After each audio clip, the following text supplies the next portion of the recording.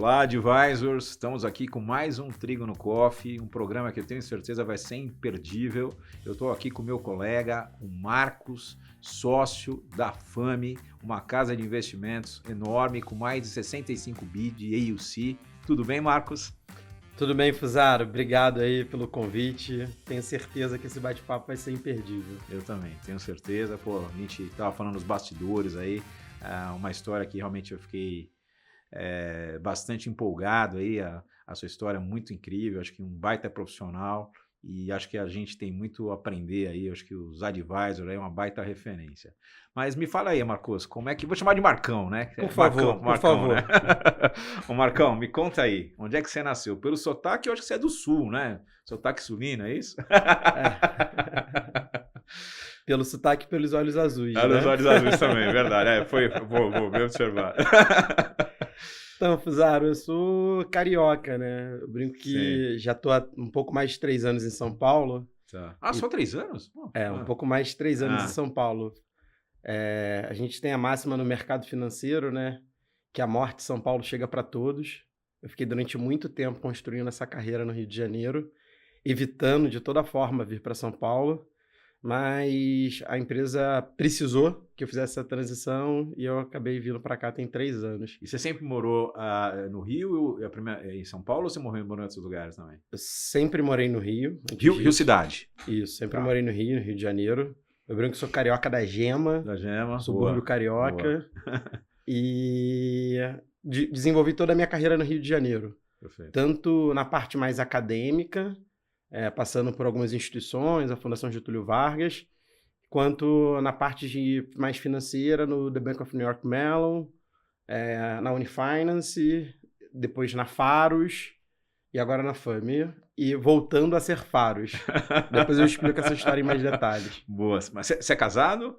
Não, sou solteiro. Não tem filhos, nada? Não, sem filhos. Sem filhos, boa. Mas me diga aí, que time você torce aí? Então... Você gosta de futebol ou não? Porque eu só falo que eu sou palmeirense, mas eu sou apaixonado por futebol. Ah, é? E parte do processo seletivo passa por identificar o time do meu time. Ah, você tá brincando. Óbvio. Corinthians. A gente tem até a cota pra botafoguense agora. Ah, botafoguense? Não. Sou flamenguista. Flamenguista. Mas a gente tem cota pra botafoguense porque eles têm que participar, né? Não adianta você torcer e ser aficionado por futebol se não tem com quem você encarnar, né? A gente tem o nosso diretor comercial que é botafoguense. Então, o meu sócio responsável pelo Elf também é botafoguense. Também é botafoguense. Então é uma briga boa. Sim. Mas você é daqueles cariocas que também tem time em São Paulo ou é só um time... Flamenguista não tem isso. Não tem isso, né? Só uma seleção. Só a seleção. Você tem algum hobby? Eu brinco que eu tinha um hobby que era muito bacana, que era correr na praia. Mas há 3 anos eu vim para São Paulo. Então esse hobby eu tive que deixar de lado. E hoje passou atividade física, né? Então, para mim, acordar cedo e poder fazer atividade física de manhã é uma coisa muito importante, que consegue organizar ali a dinâmica e a energia para conseguir passar para o nosso dia a dia de trabalho, né? Que é bem intensivo. Você sabe que é engraçado, eu morei 1 ano no Rio, e aí foi curioso, porque assim, pô, você chega lá no Rio, o pessoal tem a cultura do corpo e tal, né? Por causa da praia, não sei o quê, né? E eu trabalhava em consultoria e não conseguia, né? Passava muito pouco tempo para ir para a praia, até porque final de semana eu migrava para São Paulo, né? Então, uma vez eu saí mais cedo, a gente conseguiu, o projeto acabou mais cedo e eu fui na praia. Pô, você viu o pessoal tudo forte e tal, e a galera, pô, paulista, né? Não vai tirar a camisa? Não, pô, aquelas gordurinhas, não. Pô, não, tá frio, né? Cara, os caras fazem muita academia lá, né? Essa cultura Agora tá mais, faz um tempo, né? Agora em São Paulo a gente começou também, né? Sim, eu até comento que o desafio de manter essa rotina de corrida aqui em São Paulo é principalmente no inverno, né? Aí se acordar às 5 horas da manhã e correr ali com 8, 9, 10 graus é um negócio extremamente difícil. Mas me surpreendeu aqui, a cultura dos parques, principalmente, é muito intensa, né? Você chega no final de semana aqui em São Paulo, se tiver um pouquinho de sol, todo mundo no parque, fazendo atividade física. Eu confesso que eu não esperava quando eu fiz o movimento de vir para São Paulo. E assim, você obviamente prefere o Rio que São Paulo para morar, né? Ou não? Preciso responder essa pergunta? Porque é difícil, né? É uma escola difícil, né? Por incrível que pareça, São Paulo tem mais a ver com as minhas características do que o Rio de Janeiro, tá? Porque São Paulo me permitiu otimizar muito meu dia a dia de trabalho. A gente consegue tomar café, almoçar, jantar, fazer happy hour com os players de mercados e o meu papel de alocador, de estar próximo dos principais gestores, dos principais analistas, isso para mim é muito importante. E acaba que São Paulo ele te permite fazer isso, né? O Rio é um pouco diferente para isso. Mas eu sinto falta da rotina de manhã, sinto falta do final de semana da praia, mas profissionalmente, que representa mais tempo da minha semana, São Paulo para mim é muito bom. E você visita sempre? Porque seus familiares eu suponho que tá tudo lá no Rio, né? Sim. Aí você vai com frequência? Eu vou com frequência para o Rio. Eu digo que pelo menos a cada 15 dias eu estou no Rio. Um dos meus sócios, o Felipe Bichara, ele sempre fala assim, Marcão, você precisa criar uma rotina aqui. Eu sei que é difícil, mas você só vai se sentir pertencente a São Paulo quando você passar mais tempo aqui. Sim. Mas hoje ainda tenho uma família, minha mãe, meu xixo, moram no Rio e eu não abro mão de estar com eles. Ah, boa. Você é formado em quê? Fusaro, é meio difícil, tá?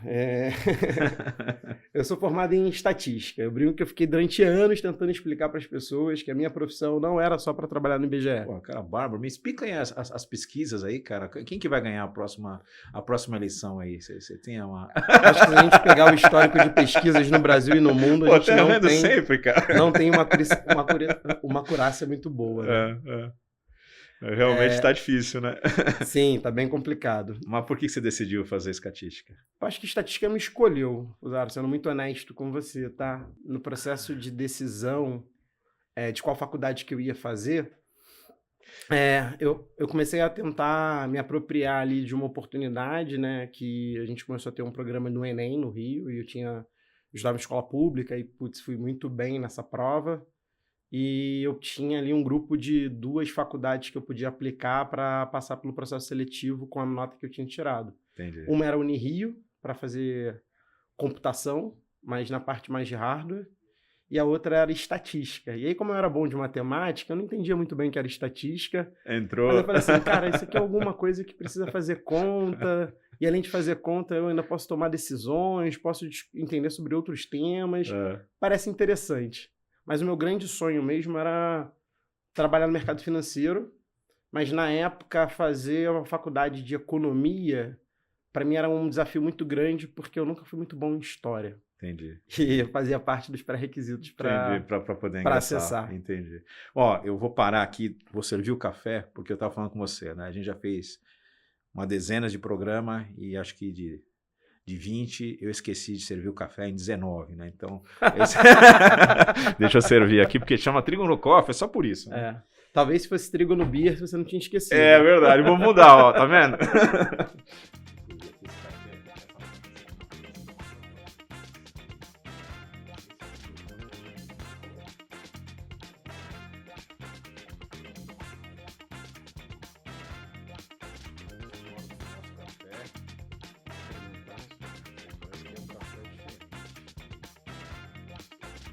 Muito bom. Bom, sou especialista. Bom, aí você estava dizendo que por força do destino ou não, você acabou fazendo estatística. Exatamente. E aí você no curso acabou achando que era aquilo mesmo que você queria fazer, você sentiu, porque você falou que é bom de matemática, acabou... Então, é curioso, Zaro, primeiro semestre, basicamente o curso era todas as cadeiras ligadas a exatas, e então tinha cálculo 1, né, que você como engenheiro você sabe muito bem como é fácil, teoria das matrizes também super fácil, e tinha uma matéria lá que era estatística básica 1, que era assim, meu Deus, que matéria é essa? Desesperador. Mas nessa matéria, eu tive a sorte de ter um professor que ele conseguiu traduzir o nível de complexidade que é esse curso e o como ele permite você atuar em diferentes áreas.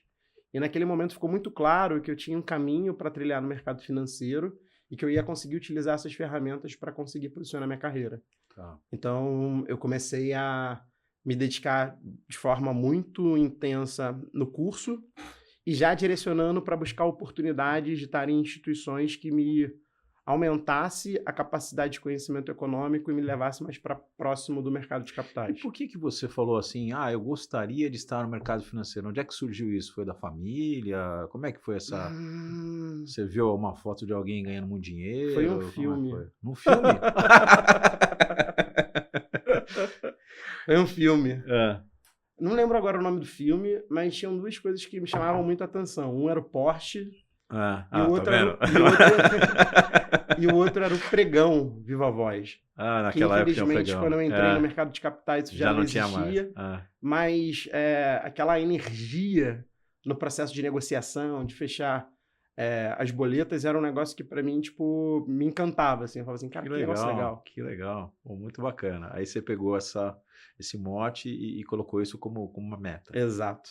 E aí você terminando, fazendo estatística, você ingressou no mercado de trabalho como? Tá, e aí o que eu fiz, né? Tinha que escolher um lugar para estagiar. Tá. Então, eu acho que aprendi desde pequeno, assim, a ter muita resiliência. Então, é uma coisa muito importante dentro da minha trajetória.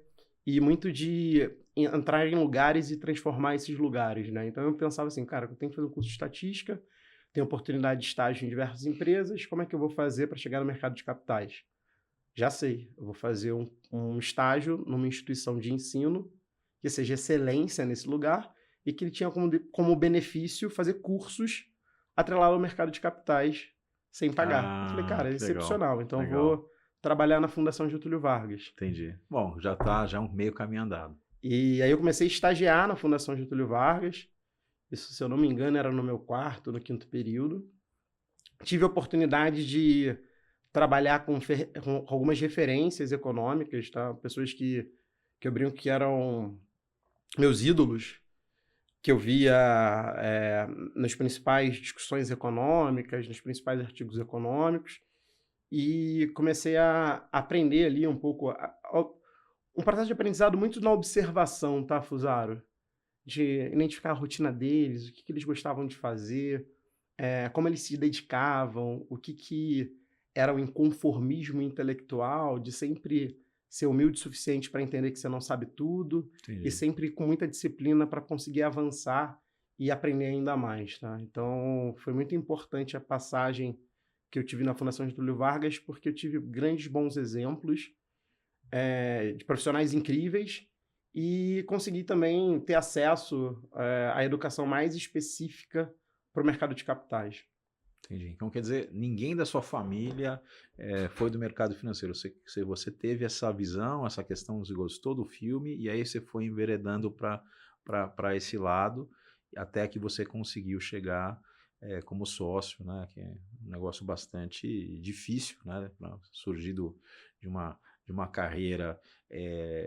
às vezes você não tem ninguém, né, para poder no mercado, né? Então, acho que... O Fusaro, ninguém na minha família podia sonhar em estar no mercado financeiro. Entendi. Eu sou a primeira geração da minha família que frequentou uma faculdade. Nossa, que legal. Então, isso não era um sonho possível. Entendi. Quer dizer, não era nem só a questão do mercado financeiro, essa é a questão mesmo da própria formação mesmo. Sim, Pô, total. Que legal, que legal. Muito legal, muito legal. Porque geralmente é um mercado que exige muita formação, né? Então, acho que... Acho que é um mercado de excelência, então você precisa estar muito bem preparado, você precisa ser bem formado, e acho que o que eu consegui construir na minha carreira foi muito de ter entendido isso muito rápido. Talvez eu brinco assim, quando eu olho para trás, talvez eu tenha feito escolhas que eu teria feito de forma diferente, mas talvez se eu tivesse feito essas escolhas de forma diferente, eu não tinha chegado nos lugares onde eu cheguei. Então, principal questionamento que eu brinco. Se você tivesse que olhar para o passado e falar assim, pô, Marcão, como é que eu gostaria que fosse... O que eu teria feito diferente, assim, para o Marcão de agora? Tem alguma coisa ou você teria feito tudo igual? Digamos que eu teria feito a maioria das coisas iguais. Só que hoje eu consigo olhar para trás e falar o seguinte, o mestrado para o mercado de capitais, ele é muito importante a depender da área que você vai seguir. Então, um economista-chefe, para esse cara é muito importante ser pós-doutorado em economia. Para um alocador, talvez não.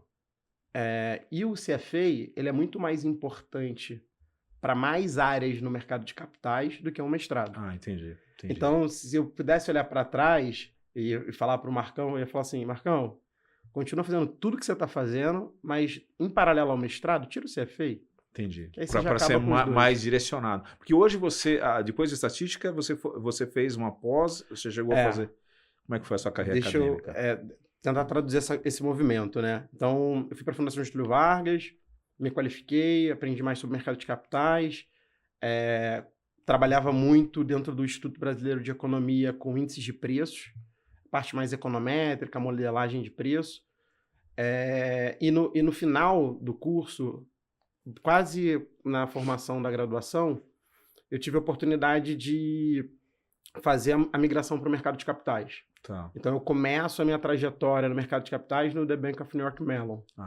Tá. E quando eu chego lá, eu me deparo com um time assim, super robusto, de excelência.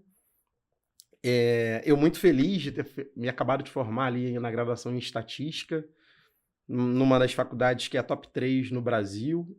Na época era a melhor do Brasil. Olha que legal.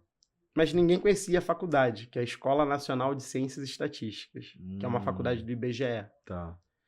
E nessa hora, né, quando eu cheguei lá no mercado, no The Bank, no New York Mellon, super bacana, super feliz, um dos meus primeiros mentores, e hoje um grande amigo, ele me questionou se... ele falou assim, cara, eu conheço a sua faculdade porque uma chefe minha que está em Londres estudou na mesma faculdade que você, então eu sei que é um lugar que super te capacitou. Mas no mercado de capitais é importante que você tenha uma boa formação e que essa formação ela seja perceptível. O outro tem que entender o que é isso e tem que entender por onde você passou. Entendi. Então vai ser importante que você consiga, ao longo da sua trajetória, colocar selos, marcas que consigam impulsionar a sua marca pessoal. E na época eu fui trabalhar na parte de gestão de risco, né? Tive a grande oportunidade de ver uma crise dentro de uma administradora fazendo gestão de risco, então foi um aprendizado assim, espetacular.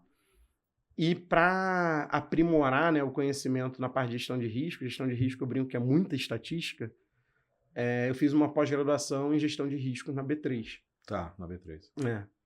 E depois, eu estava muito feliz ali dentro da Mellon, mas com essas trocas que eu tinha com esse meu mentor, eu percebi que era muito importante eu colocar esse novo selo dentro da minha trajetória. Então, eu comecei a direcionar para, de alguma forma, continuar na Mellon e fazer um mestrado enquanto eu trabalhava. E como eu tinha passado pela Fundação Getúlio Vargas, em uma conversa com um ex-colega de trabalho, eu tive o convite de voltar para a Fundação Getúlio Vargas para trabalhar numa área de consultoria e ter como benefício uma bolsa para poder fazer o mestrado. Legal. Então, eu fiz essa transição, saí do mercado de capitais durante um tempinho para conseguir buscar esse selo. Legal. E aí o mestrado você fez em quê? Fiz o mestrado em Finanças e Economia. Finanças e Economia. Qual que era a sua tese lá? Eu brinco que o sonho de todo mundo que eu brinco assim, que entra no mercado é ser gestor de recursos, né? Sim. Eu hoje eu sou alocador, tenho um trabalho muito próximo de gestão, mas não é o que eu faço hoje. E como todo cara quantitativo que tem que ser o sonho de gestor, a minha tese não poderia ser alguma coisa diferente de um método quantitativo para fazer gestão. Entendi. Então, é um tema muito complexo que eu fiz, mas de forma simples, é um modelo para fazer estratégias long and short, considerando que cada ciclo econômico é diferente e você precisa ajustar o modelo para aquele ciclo. E a gente fazia um modelinho de previsão para desenhar esses ciclos. Entendi. Agora, nessa trajetória que você fez, né, do mundo financeiro, a sua trajetória acadêmica ela é muito interessante, assim, porque não são todas as pessoas que a gente vê no mercado financeiro que chegam a ter mestrado, enfim, toda essa sua bagagem, né? Para você, a educação é muito importante, né? Para mim, a educação é transformacional. A educação me permitiu ter sócios que eu admiro, que me inspiram, que foram ídolos, e me permitiu estar em lugares que eu sempre sonhei em estar, né? Então, como eu falei aqui no início, eu queria entrar no mercado de capitais, mas comecei a fazer estatística. E essa formação em estatística, essa formação no mestrado, me permitiu estar nesse lugar. Então, a educação, para mim, é um divisor de águas. E no mercado de capitais, a gente tem uma dinâmica que você sabe bem, que cada negócio você tem que ter uma certificação, né? Sim, sim. Para o assessor é uma, para o consultor é outra, para o gestor é outra. E aí eu brinco que eu tive a oportunidade de ficar 9 anos na Unifinance e foi uma trajetória que me permitiu colecionar certificados. Porque conforme o business ia crescendo, eu tinha que tirar um outro certificado para assumir uma outra área. Entendi. E me fala o seguinte, nessa trajetória, né, que você fez, assim, você já pensou em desistir?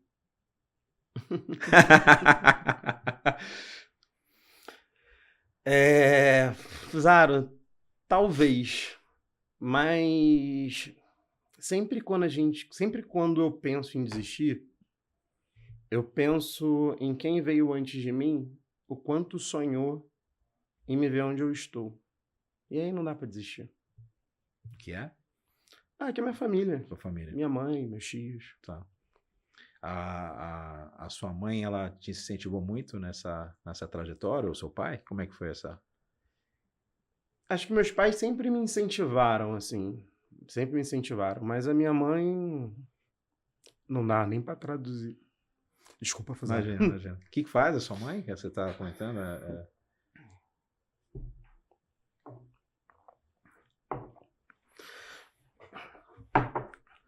Minha mãe é auxiliar de enfermagem. Hoje ela é aposentada. Sim. Mas foi uma pessoa que batalhou muito para que eu pudesse construir essa carreira. Como é o nome dela? Dona Célia. Dona Célia, ó, filhão, hein? Conseguiu, hein? Parabéns, muito bom. Obrigado. E Marcão, cara, eu perguntar para você o seguinte, o melhor conselho que você já recebeu aí, teve algum? Melhor conselho?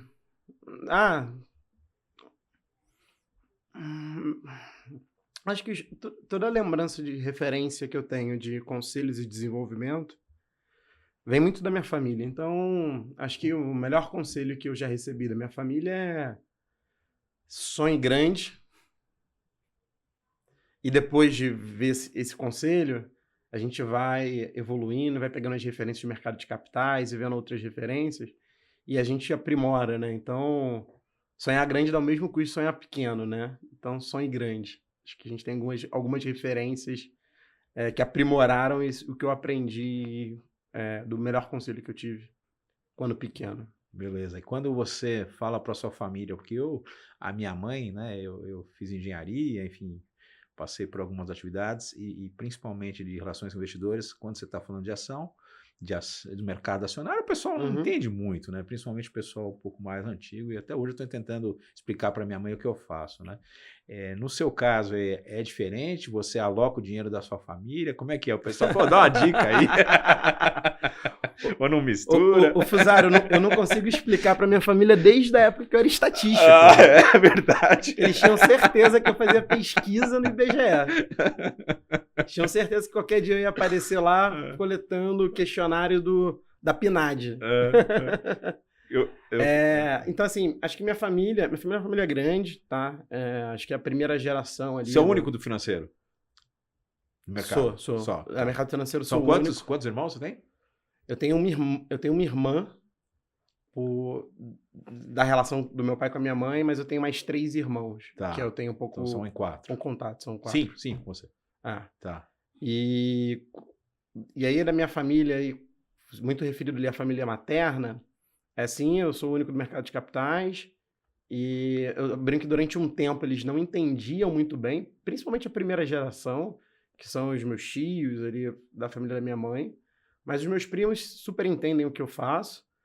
Alguns pedem as dicas, né? Falam assim, pô, Marcão, me ajuda aí. Eu falo assim, cara, deixa eu te falar um negócio. Acho que é melhor agora você investir em você. Talvez não seja o melhor momento para você fazer isso. Mas eu gasto muito tempo com eles falando muito sobre a percepção de longo prazo, né? Assim, a gente acha que as pessoas, às vezes, elas esquecem que a composição de longo prazo é um conjunto de curto prazo. E aí você fica muito focado no curto prazo. E, para mim, o mestrado de economia, ele abre uma discussão que é muito como você faz a transição em 2 estágios, né? Tipo, saber que o que você está deixando de fazer hoje tem que ter uns juros para te propiciar fazer uma outra coisa no futuro. Sim. E se você consome tudo hoje, no futuro você não vai ter esses juros. Sim. Então, essa discussão, e principalmente perceber o longo prazo e conseguir avançar no longo prazo, é uma das discussões que a gente tem muito em família. Entendi. Eu estou dizendo isso porque eu fui para a Argentina esse final de ano, e aí a minha mulher tem parente lá na Argentina, e eu falei para ela, né, tentei explicar e comentei, pô, a gente tem isso e tal, e a gente tem um clube aqui, de um analista que a gente promoveu ele para gestor, né, e falei, pô, o fundo em 3 anos deu mais de 200%, lá que é um gênio e tal, e eu expliquei, ela ficou interessada, mas eu fui explicando, né, sem juízo de valor nenhum, simplesmente para dizer, olha, pô, legal, pô, muito bacana e tal. Aí, na hora que eu fui embora, falou, pô, você não quer colocar um dinheiro nesse fundo? Eu falei, pô, mas não dá, não, mas põe dinheiro e tal. Eu falei, pô, não, eu não quero misturar as coisas, né? Pô, mas não abriu o fundo ainda, a gente vai abrir, né, o Dynamic, né? Que vai ser o primeiro fundo dinâmico da casa, enfim, muito legal.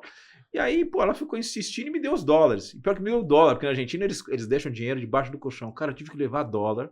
Você imagina, eu levei $10 mil no carro, que eu fui de carro pra Argentina, aquela coisa lá, programa de índio. Falei, pô, vou ser assaltado. Aí eu deixei o dólar, agora tem que converter, agora o fundo não abre. Puta, eu só me arranjei. Então por isso que eu perguntei. A próxima vez eu não falo. Porque é complicado, né? Porque se... Eu confesso que tem horas, principalmente com os amigos, que é melhor você não falar. Não falar, né? Mas juro que eu não tava vendendo. Agora, me fala um pouquinho aí, como é que é a Faros, a FAME? Conta um pouquinho aí como é que é o grupo FAME aí. Tá, deixa eu explicar. Acho que essa dúvida que você está trazendo é uma dúvida do mercado. Eu brinco que em alguns momentos as pessoas não sabem muito bem ainda em que cadeira que eu tô, o que eu tô fazendo, porque é uma transição muito nova, né? Tá. Acho que a gente tinha 2 grandes escritórios dentro da rede da XP, que era a Faros e a Messen, os maiores ali entre os 5 primeiros escritórios. E há 2 anos atrás, aproximadamente, a gente estava num processo de virar corretora, e o Sami, que era um dos sócios fundadores da Faros, em um evento, conversou com o Mauro, que era um dos sócios fundadores da Messen, e propôs ali, tipo, tentar extrair sinergias, já que iam criar uma corretora, né? 2 corretoras, por que não criar uma corretora? E muito vendo a complementariedade que essas 2 unidades de negócio elas tinham, né? E eu lembro que quando anunciou para a indústria, muitos amigos RIs de asset vieram conversar comigo, falando muito sobre a diferença entre as estruturas, né? Todo mundo muito preocupado. Algumas pessoas na indústria até falando que essa sinergia não ia dar certo. E depois, agora olhando para trás, assim, 2 anos depois dessa fusão, a gente está muito feliz com o que foi construído. Porque tanto o time ex-Faros quanto o time ex-Messen tinham características muito complementares. Legal. E essa combinação trouxe um ecossistema extremamente qualificado, extremamente potente no que diz respeito à força de distribuição. Tá? Legal. E aí, desse ecossistema, a gente tem algumas unidades de negócio, a FAME, que é a assessoria de investimentos, que está vinculada à XP. Nós temos uma asset no nosso grupo, que é a Persevera. A gente tem uma estrutura internacional, que é a Hollander, do Carlos Hollander, que fica em Miami. E nós temos um Multifamily Office, que é a Faros. Então, a marca Faros, ela hoje é o que representa a nossa unidade de Multifamily Office, que é uma empresa muito focada em atender clientes no formato de consultoria, né? Fazendo a gestão do patrimônio como um todo. Ticket médio qual que é? Hoje o ticket médio dessa estrutura é de R$50 milhões. Tá. Tá? Quer dizer, para eu poder ser atendido por você, eu tenho que ter 50 milhões. Você é meu amigo, eu posso dar uma colechada. Não, que falta pouco, né? Falta pouco, né? Então, hoje, no nosso formato, né, os clientes a partir de 25 milhões a gente atende, tá? Boa. E muito focado no processo de gestão de patrimônio como um todo, né? Acho que o modelo de family office, ele vem evoluindo no país. Eu sou um pouco crítico, que eu falo que tem muita unidade de negócio que fala que é um family office e não é de fato um family office. Tá. Mas esse ecossistema ele tem evoluído muito. E hoje, dentro da nossa empresa, é uma das verticais, a nossa vertical de wealth, onde estão essas 3 unidades de negócio, é uma das verticais que a gente mais acredita no crescimento, tá? Então, a gente tem um sonho grande aí de, até o final do ano que vem, estar com 100 bilhões de reais, e a gente entende que esse processo de crescimento ele vai se dar nessa unidade de negócio, né? Tá. E você aloca sempre pela XP ou como é que funciona? Acho que isso é super importante, né? Uhum. Dentro do Family Office, a gente tem total independência. Tá. Então, o atendimento do cliente ele vai se dar aonde o cliente tem relacionamento ou em instituições que a gente vai definir onde a gente gere mais valor agregado para esse cliente, tá? A XP pode ser uma das estruturas, tá? Hoje a gente tem uma parceria muito grande com a XP, são sócios da Family Capital, mas o nosso trabalho dentro do Family Office é de total isenção. Entendi. Tá? Então, é fazer o melhor para o cliente, independente da instituição financeira. Mas, por exemplo, a gente tem alguns fundos na XP, acho que tem 2, se eu não me engano, mas no BTG a gente tem mais, por exemplo, tem 18 lá, inclusive tem as opções de crédito. Então, não teremos problema nenhum em acessar. Você não tem problema, vocês são multiplataforma. Exatamente. Entendi. Pô, que legal, então vamos falar depois aí, né? E me diz assim, hoje o Grupo Faros, ele é o maior escritório hoje da XP? Porque eu confundo porque tem a Invest Smart também. Eu sei que Invest Smart, em termos de número, eles são maiores, mas acho que de AUC, acho que não, né? Acho que deve ser o maior, né? Você teve a mesma confusão que todo mundo tem. O Grupo FAMI é o maior. A Faros é o Multifamily Office. É verdade. Não, o Grupo FAMI, desculpe. É isso mesmo. É o maior. É o maior escritório hoje da XP. Hoje sim. 65 bi, pô. Hoje a gente é muito maior do que o segundo colocado, assim. Muito bom. A diferença ela é muito grande, né? Também a gente juntou, eram os maiores. Sim, já então, naturalmente a gente criou um ecossistema muito robusto. Entendi. E dentro dessa sua atividade, né? Você começou já como alocador lá no grupo ou você entrou por risco? Eu sei que você era risco do BNS Mellon, né? Sim. Mas você já entrou lá como alocador? Como é que foi essa... Então, depois que eu passei pela Mellon... você passou pela Finance, é verdade. Depois que eu passei pela Mellon, eu voltei para a GV, para conseguir fazer o mestrado. E depois eu volto para o mercado de capitais e fico numa passagem de 9 anos na Unifinance, né? O que é a Unifinance? A Unifinance era um braço de distribuição institucional do grupo Azequest. Tá? Azequest, verdade. E lá foi uma grande escola, porque eu tive a oportunidade de passar por várias cadeiras. Desde ir com mandato de montar área de risco, foi o que eu fui fazer. Tá. Depois montar a área de alocação. Depois montar a esteira comercial, implantar CRM, depois virar o COO da estrutura, depois montar outros negócios. Então, lá eu tive a oportunidade de passar pela construção de um agente autônomo, construir uma consultoria de investimentos, construir uma gestora de investimentos. Então, foi uma experiência muito rica. E quando eu vou... A chegada na Faros, né? Ela se dá muito com a Faros num processo de construção do que é o Family Office hoje. Eles tinham acabado de pegar uma licença de consultoria CVM, já tinham uma estrutura com poucos clientes, e eu venho para poder desenvolver ali o que seria a estrutura de investimentos do Family Office. Tá?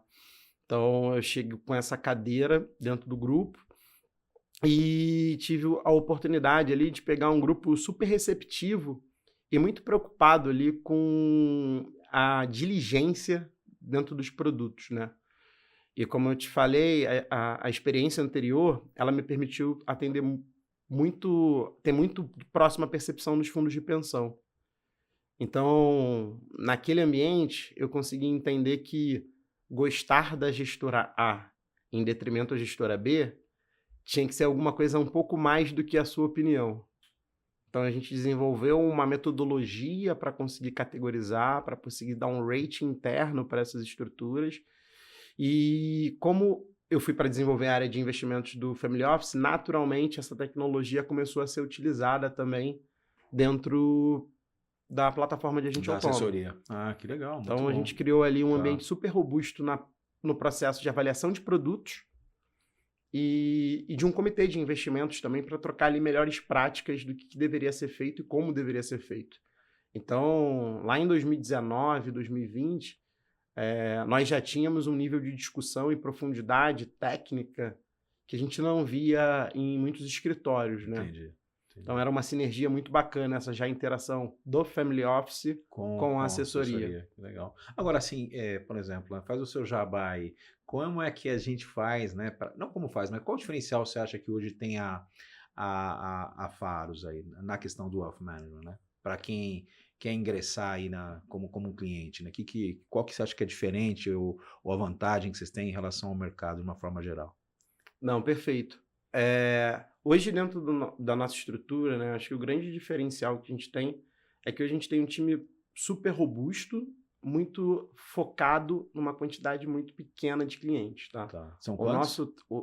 Hoje o nosso time são de aproximadamente 27 pessoas, tá. Com uma base de aproximadamente 70 clientes. Ah, bem. Então, a gente tem hoje um atendimento muito exclusivo. Tá? Entendi. E esse é um objetivo de médio e longo prazo. Assim. A gente não quer ter muitos clientes, mas a gente quer atender de forma muito individualizada cada cliente. A gente passa para os nossos associados que cada cliente ele tem que se sentir extremamente exclusivo dentro da nossa estrutura e a gente vai entregar os serviços, que os nossos concorrentes também os têm, de forma muito personalizada. Tá? Então, acho que hoje esse é o nosso principal diferencial.